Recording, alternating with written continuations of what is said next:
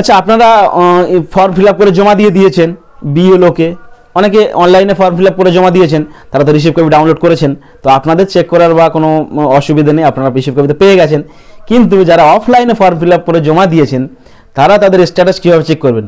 আপনার মনে এরকম হচ্ছে, আমি তো জমা দিলাম বিএলওকে, বিএলও সাবমিট করেছে তো আদৌ, আমারটা তো রিসিভ হয়েছে তো, না অ্যাকসেপ্ট হয়েছে তো, না ডিক্লাইন হয়ে গেছে, না রিজেক্ট হয়ে গেছে, তো সেই স্ট্যাটাসটা আপনারা কীভাবে চেক করবেন?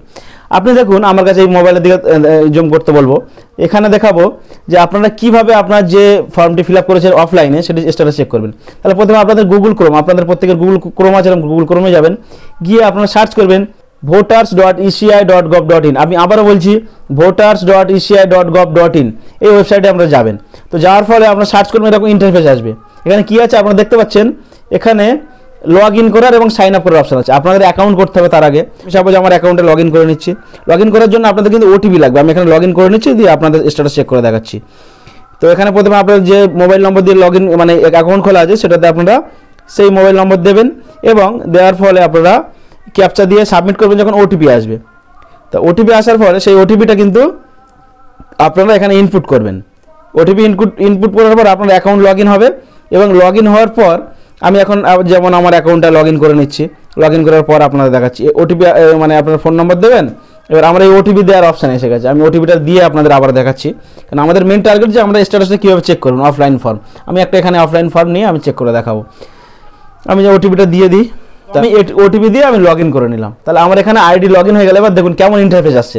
লগ ইন করার পর এরকম ইন্টারফেস আসবে, এখানে ফিল ইনফরমেশন ফর্ম, এই দেখুন আমার অ্যাকাউন্ট, এই যে নামের মতো ছবি চলে এসেছে, অ্যাকাউন্ট চলে এসেছে। এরপরে আপনারা যাবেন এই যে ওপরের কোনায় ফিল ইনফরমেশন ফর্ম, এখানে ক্লিক করবেন। করার পর আপনারা দেখুন এখানে আসছে এরকম অপশান আসবে, এখানে আছে SIR 2026 অনলাইন ফর্ম সাবমিশন বা ইলেক্টর, এরকম অপশান আসবে। আপনারা এখানে ক্লিক করেন, সিলেক্ট স্টেট। তো আপনাদের যে স্টেট সেটা আমাদের যেমন ওয়েস্ট বেঙ্গল, তো ওয়েস্ট বেঙ্গল সিলেক্ট করলাম। তারপরে এইখানে এই যে অংশ search enter epic number in 2015, এইখানে আমরা 2025 সালের যে এপিক নম্বর, এখানে কিন্তু 2025 সালের এপিক নম্বর দিতে হবে। যার ফলে আপনারা সার্চ করবেন, যদি আপনাদের বিএলও সাবমিট করে থাকে তাহলে কিন্তু সাবমিটেড দেখাবে। যেমন আমি আমার ফর্মটা অফলাইনে সাবমিট করেছিলাম, তো সেই ফর্মটা আমি আপনাদের এখানে ফিল আপ মানে এন্টার করে দেখাচ্ছি। আমার এপিক নম্বর আমি এখানে মেরে নিচ্ছি, দিয়ে আপনারা এন্টার করে নিচ্ছি, দিয়ে আমরা দেখাবো। যেমন আমার এপিক নম্বর দিয়ে দিয়েছি, আমি এখানে সার্চ করি, এই দেখুন এখানে দেখুন কি স্ট্যাটাস দেখাচ্ছে। আমার এখানে ফোন নম্বরও শো হচ্ছে, আমি চাইছি না ফোন নম্বর দেখাতে, তবু আপনারা দেখতে পারেন your form has already been submitted with mobile নম্বর এই ফর ডিটেলস কন্ট্যাক্ট বিএলও। তাহলে আমার কিন্তু অনলাইনে মানে অফলাইনে জমা দেওয়ার পর আমার যে বিএলও সে সাবমিট করে দিয়েছে। তো আপনারাও কিন্তু এভাবেই আপনাদের এপিক নম্বর দিয়ে আপনারা সার্চ করে দেখতে পারেন। এবার আপনারা মনে করবেন যে আপনার অ্যাকাউন্ট নেই, তাহলে সেই অ্যাকাউন্ট কীভাবে করবেন তার জন্য আমি নেক্সট ভিডিও আনছি। ধন্যবাদ।